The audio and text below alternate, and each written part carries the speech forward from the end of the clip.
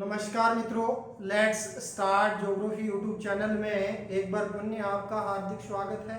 तो विश्व भूगोल की सीरीज के अंदर हमारा तीसरा महाद्वीप चल रहा है।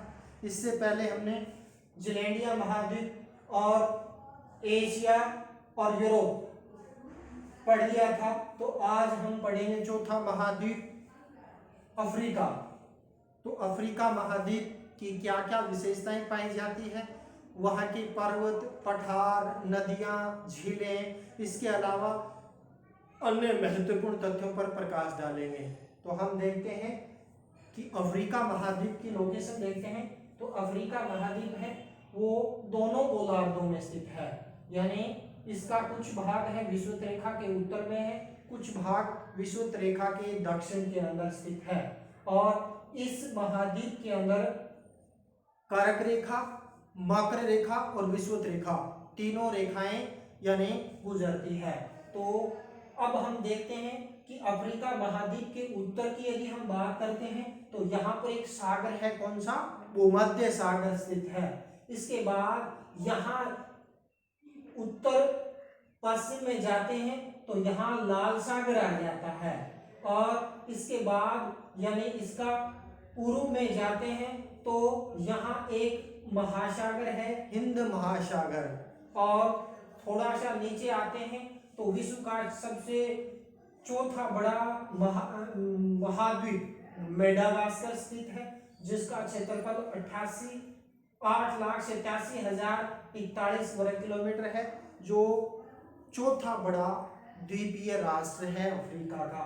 और अब हम बात करते हैं इसके पश्चिम में जाते हैं तो यहाँ इसके हिंद महासागर आ जाता है, और यहाँ अफ्रीका के अंदर गिनी की खाड़ी आ जाती है। ऊपर हम जाते हैं तो यहाँ यानी जिब्राल्टर जल संधि के द्वारा यानी स्पेन यूरोप से अलग करता है, यानी जिब्राल्टर जल संधि। तो इस प्रकार ये मोटा मोटा इसका क्या है, लोकेशन हो जाती है अफ्रीका महाद्वीप की। तो अब हम बात करते हैं अफ्रीका महाद्वीप क्षेत्रफल और जनसंख्या दोनों की दृष्टि से दूसरा सबसे बड़ा महाद्वीप है। और इस महाद्वीप का अधिकांश भाग क्या है, पठारी है। और इस महाद्वीप के अंदर देखें तो विश्व का सबसे बड़ा मरुस्थल सहारा मरुस्थल जो 11 देशों में फैला हुआ है, जिसका क्षेत्रफल की बात करते हैं तो 94 लाख वर्ग किलोमीटर है, यानी भारत से लगभग 3 गुना बड़ा है, यानी सहारा का मरुस्थल। और इसी महाद्वीप के अंदर देखना चाहें तो यहाँ विश्व की सबसे लंबी नदी नील नदी भी मुख्य रूप से क्या है, यहाँ विक्टोरिया झील से निकलती है, और यानी भंस घाटी में बहती हुई मिस्र देश होते हुए अंत में यानी यहाँ पर गिरती है, कौन से, यानी भूमध्य सागर के अंदर यह झील है वो जाकर गिर जाती है। तो प्रारंभ में ये झील निकलती है, वहां से इसको श्वेत नील कहा जाता है।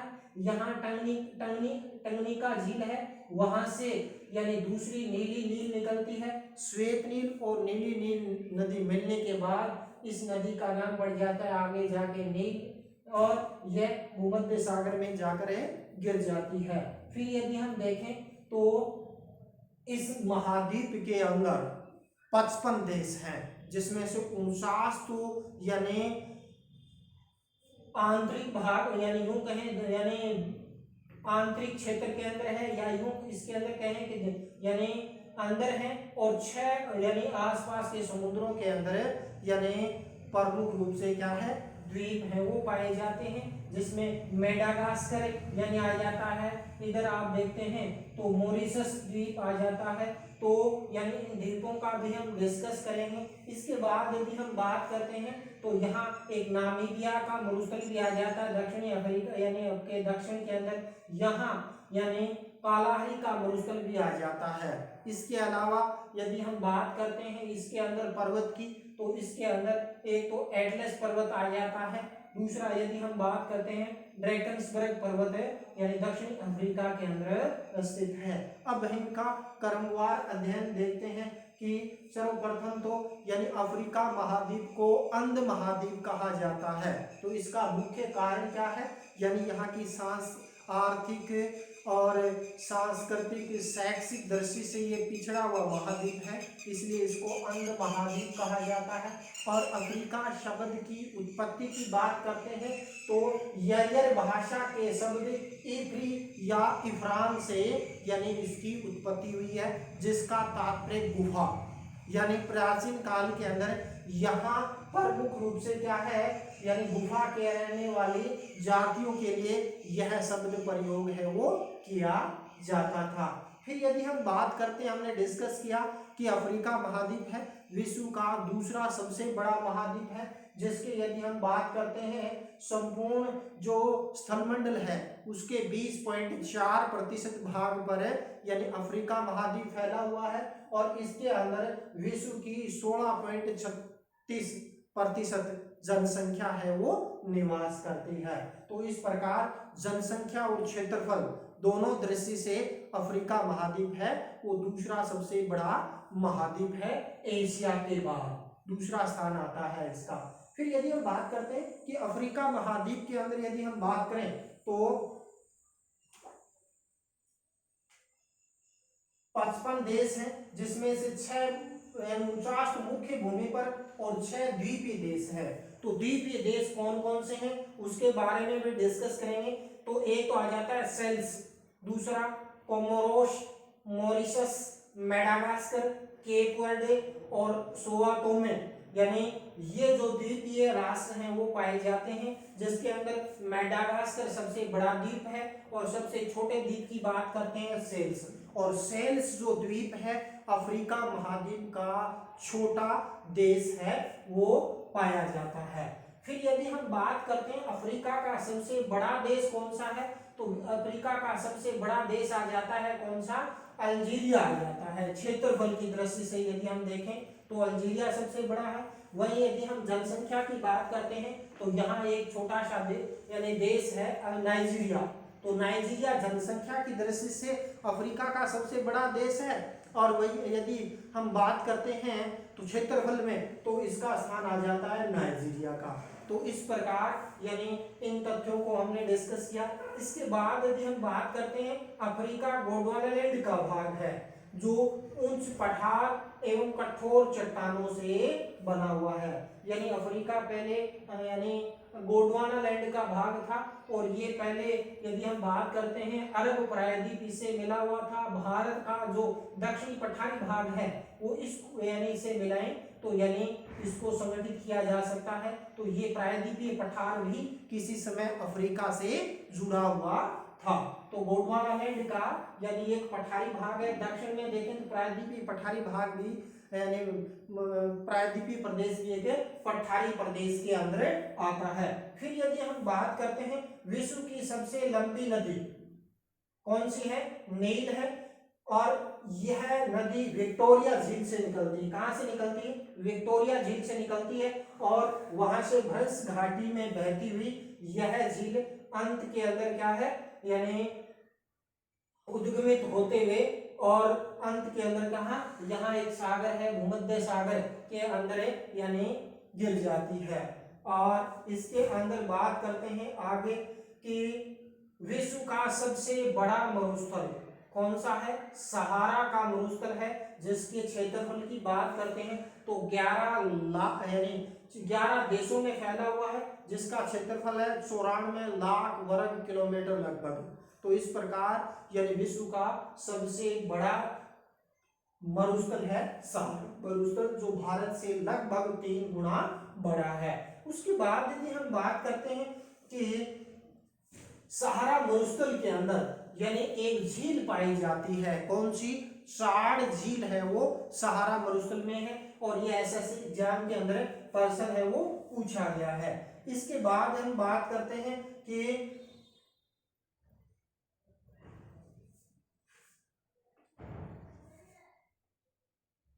यह जो नील नदी है यानी Congo, Kenya, Ethiopia, Sudan, Uganda, मिस्र होते हुए अंत में कहां गिरती है, भूमध्य सागर के अंदर। यानी ये सागर कौन सा है, भूमध्य सागर के अंदर प्रमुख रूप से क्या है, गिरती है। और अफ्रीका की अन्य नदियों की बात करते हैं तो नाइजर नदी है, कांगो नदी है, जाम्बेजी नदी है, लिम्पोपो नदी है। तो ये भी महत्वपूर्ण नदियां हैं अफ्रीका महाद्वीप की। फिर इसके अंदर बात करते हैं अफ्रीका महाद्वीप के अंदर कौन कौन से पर्वत पाए जाते हैं। तो पठारी भाग है, प्रमुख रूप से 2 पर्वत श्रेणियां पाई जाती है। एक तो आ जाती है एटलस पर्वत श्रेणी। कौन सी पर्वत श्रेणी पाई जाती है? एटलस। तो एटलस पर्वत श्रेणी है यानी अफ्रीका की सबसे लंबी पर्वत श्रेणी है, जो लगभग 2500 किलोमीटर की लंबाई में फैली है।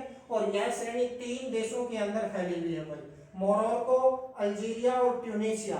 मोरक्को, अल्जीरिया और ट्यूनीशिया, ये यानी कहाँ? एटलस पर्वत श्रेणी की यानी स्थिति है अफ्रीका महाद्वीप के उत्तर पश्चिम के अंदर यह स्थित है।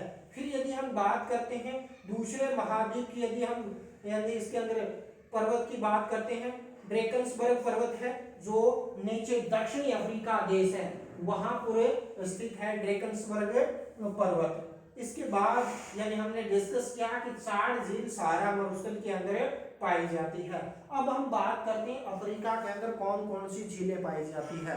तो 1 नंबर पर तो आती है विक्टोरिया झील, जो विश्व की दूसरी सबसे बड़ी मीठे पानी की झील है। कौन सी? विक्टोरिया झील सबसे बड़ी झील है यूएसए की, जो मुख्य रूप से सुपीरियर झील के बाद दूसरी सबसे बड़ी है यानी विक्टोरिया झील। और इसी नदी से या झील से या नील नदी का उद्गम होता है, जो विश्व की सबसे लंबी नदी है। फिर यदि हम बात करते हैं विक्टोरिया झील युगांडा, तंजानिया और केनिया 3 देशों के अंदर प्रमुख रूप से क्या है? फैली हुई है। इसके बाद बात करते हैं कि मलावी झील, तो यह झील है वो मलावी देश के अंदर स्थित है। इसके बाद टाना झील इथोपिया के अंदर स्थित है। इसके बाद यदि हम बात करते हैं टंगानिका झील बुरुंडी, कांगो, तंजानिया और जिम्बाब्वे देशों के अंदर प्रमुख रूप से क्या है भाई? स्थित है। इसके बाद यदि हम बात करते हैं घास के मैदान, तो मध्य पूर्व अफ्रीका के अंदर यानी ये जो मध्य पूर्व अफ्रीका क्षेत्र है यहाँ पर मुख्य रूप से घास के मैदान पाए जाते हैं। और इस घास के मैदानों के अंदर जलवायु पाई जाती है उष्णकटिबंधीय। तो उष्णकटिबंधीय घास के जो मैदान है जो यानी अफ्रीका के उत्तर पूर्व के अंदर स्थित है, उस घास को किस नाम से जाना जाता है? इन घास के मैदानों को सवाना के नाम से जाना जाता है। वहीं यदि हम बात करते हैं दक्षिण के अंदर यानी शीतोष्ण कटिबंधीय क्षेत्र आ जाता है, क्योंकि यानी कारक ये मकर रेखा है, मकर रेखा के दक्षिण के अंदर यानी यहाँ की जलवायु आ जाती है शीतोष्ण कटिबंधीय। यानी कारक और मकर रेखा के बीच उष्ण कटिबंधीय और मकर और कारक दोनों के उत्तर में जाते हैं, तो यानी शीतोष्ण कटिबंधीय जलवायु पाई जाती है। और शीतोष्ण कटिबंधीय जलवायु के अंदर जो घास के मैदान पाए जाते हैं उसको दक्षिणी अफ्रीका के अंदर किस नाम से जाना जाता है?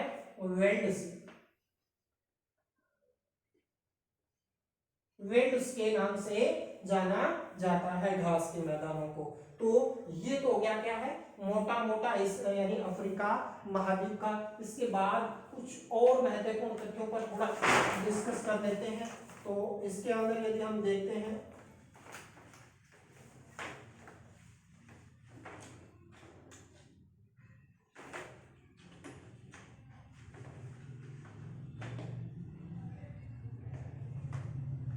अब हम डिस्कस करते हैं कि अफ्रीका महाद्वीप का सबसे बड़ा द्वीपीय राष्ट्र कौन सा है।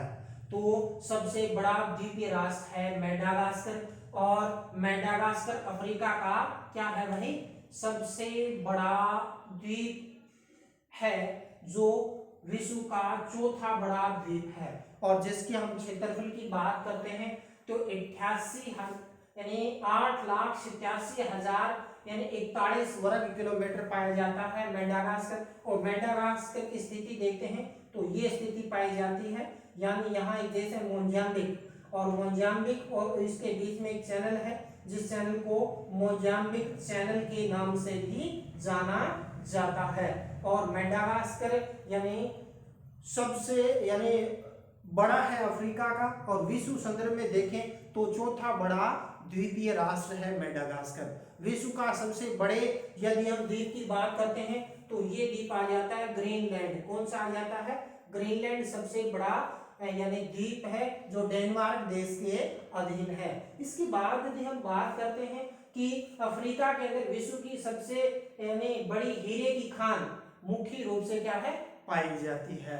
फिर यदि हम आगे बात करते हैं कि जोहान्सबर्ग नगर विश्व का प्रमुख स्वर्ण उत्पादक यानी सोने के उत्पादन में सबसे बड़ा जो नगर है जोहान्सबर्ग है दक्षिणी अफ्रीका के अंदर। फिर यदि हम बात करते हैं कि अफ्रीका का जो आइवरी कोस्ट देश है सर्वाधिक कोको का उत्पादन करता है।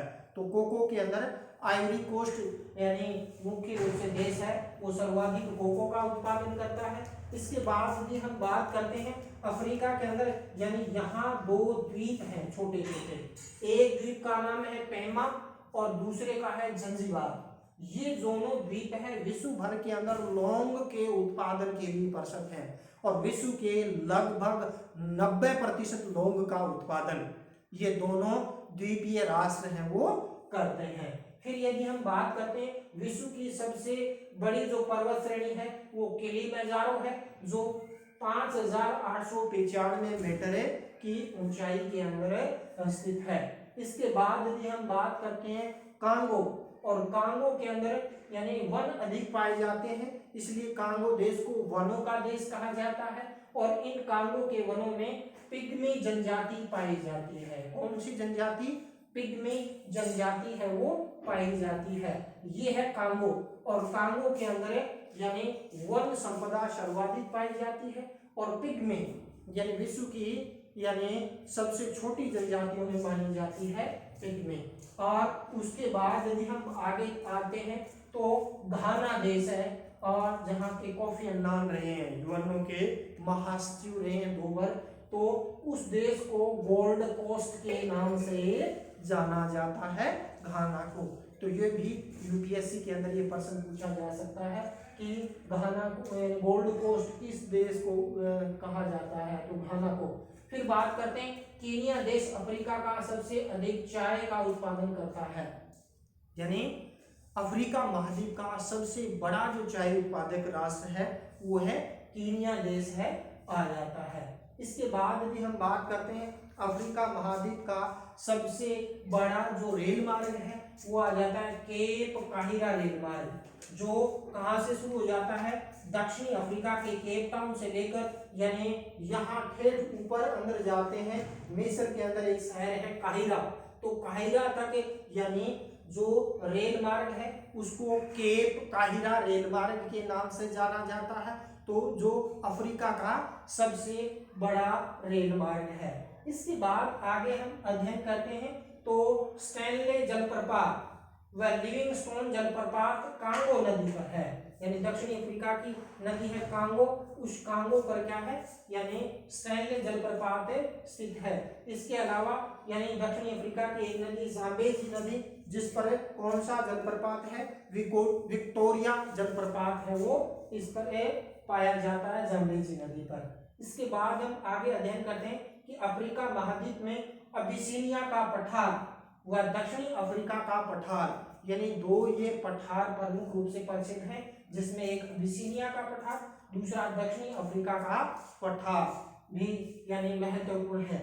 इसके अलावा ग्रेट रिफ्ट वैली महान भ्रंश घाटी अफ्रीका महाद्वीप में स्थित है। तो मैंने डिस्कस किया था भी अपनी जो ये नील नदी है, तो नील नदी और यहाँ पर 3-4 झील है टंगनिका टाना और ये जो झीलें हैं ये भ्रंश घाटी में बहती है और जब यानी अफ्रीकी प्लेट है वो मुख्य रूप से प्रसन्न हो रहा है तो ये भ्रंश घाटी क्या है ये चौड़ी हो रही है और इसके कारण ये उत्तर की तरफ विस्थापन हो रहा है। जैसे इंडियन प्लेट है ना वो चीन और तिब्बत से टकरा रही है और उसका उत्तर की प्रसन्न हो रहा है, तो जैसे जैसे ये बढ़ेगा तो यानी ये धीरे धीरे क्या हो जाएगी इसके अंदर और ज्यादा दरार आ रही है।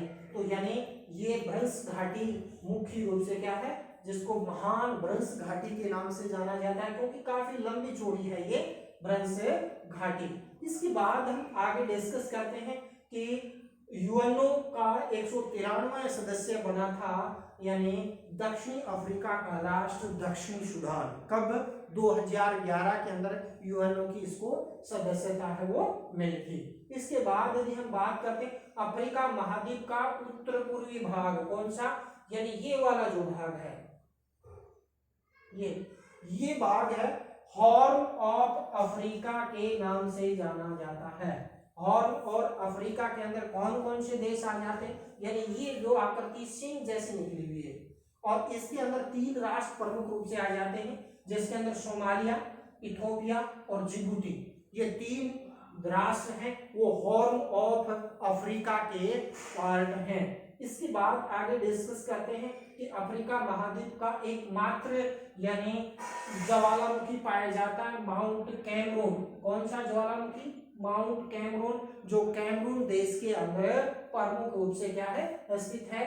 और इसके बाद आगे डिस्कस करते हैं तो अफ्रीका महाद्वीप के अंदर विश्व का सबसे बड़ा हीरा पाया जाता है, और जिसकी यदि हम वजन की बात करते हैं और इसको 3106 कैरेट का यह हीरा पाया जाता है, जिसको 1905 में प्रीमियम खान से दक्षिणी अफ्रीका से क्या है खोज कर निकाला गया। इसके बाद हम बात करते हैं अफ्रीका को यूरोप से अलग करने वाली जो जल संधि है, जिसको हम जिब्राल्टर जल संधि कहते हैं। तो जिब्राल्टर जल संधि है, यानी ये इधर है स्पेन, और इधर हम यदि हम बात करते हैं तो अफ्रीका के अंदर से यानी अलग करने वाली जो जल संधि है वो जिब्राल्टर जल संधि है। तो ये उत्तरी अटलांटिक महासागर को भूमध्य सागर से जोड़ती है, जिब्राल्टर जल संधि। इसके बाद आगे हम डिस्कस करते हैं तो अफ्रीका महाद्वीप के अंदर यदि हम बात करते हैं तो स्वेज नहर भी पाई जाती है, यानी मिस्र के अधीन है। और ये स्वेज नहर की यदि हम बात करते हैं तो ये 168 किलोमीटर लंबाई है, जो लाल सागर को भूमध्य सागर से जोड़ती है। और इसके अंदर बात करते हैं तो दक्षिण में तो पोर्ट सदई आ जाता है, और यदि हम बात करते हैं उत्तर की ओर तो उत्तर की ओर पोर्ट सदई, मुख्य रूप से पोर्ट स्वेज को पोर्ट सदई से इसको यानी पतन को जोड़ता है। और 1956 के अंदर मिस्र देश ने इसका क्या कर लिया, अधिग्रहण है वो कर लिया। तो इस प्रकार यदि हम देखते हैं तो ये अफ्रीका है, और अफ्रीका महाद्वीप के अंदर ओवरऑल यदि हम देखें तो यहाँ की कुल जनसंख्या की 52% जो आबादी है वो किसकी है, मुस्लिम समुदाय के लोग हैं का बाहुल्य पाया जाता है, जो कुल जनसंख्या का 52% है। और यदि हम बात करते हैं यहाँ का एक द्वीप है मॉरिशस, जिसमें भारतीय मूल के लोग हैं वो ज्यादा रहते हैं, और अमूमन भारतीय मूल का ही वहां पूरे प्रधानमंत्री है वो बनता है। तो यह यहाँ पर सबसे ज्यादा हिंदुओं की संख्या पाई जाती है, और वो भी देखें मॉरिशस की कुल जनसंख्या का 48% है के करीब लगभग क्या है, यानी हिंदू जनसंख्या इसके अंदर पाई जाती है। तो इस प्रकार आज हमने क्या है, अफ्रीका महाद्वीप के यानी महत्वपूर्ण तथ्यों पर प्रकाश डाला। तो हमारा ये चौथा महाद्वीप है, ये इसी के साथ क्या है कंप्लीट होता है। तो इसको अपने कमेंट के माध्यम से बताएं कि ये वीडियो आपको कैसा लगा और क्या इसमें परिवर्तन करने की आवश्यकता है। और मैं आपसे अनुरोध करूंगा कि हमारी ये जो भूगोल की विश्व भूगोल की सीरीज चल रही है, जिसमें हम विशेष रूप से मैप को क्लियर करते हुए अब महाद्वीपों के बारे में कुछ महत्वपूर्ण तथ्यों पर प्रकाश डाल रहे हैं। तो आपसे अनुरोध है कि इस वीडियो को ज़्यादा से ज़्यादा शेयर करें, और आपका अपना चैनल है इसको सब्सक्राइब करें। और इसी के साथ जय हिंद, जय भारत, पढ़ते रहिए और बढ़ते रहिए।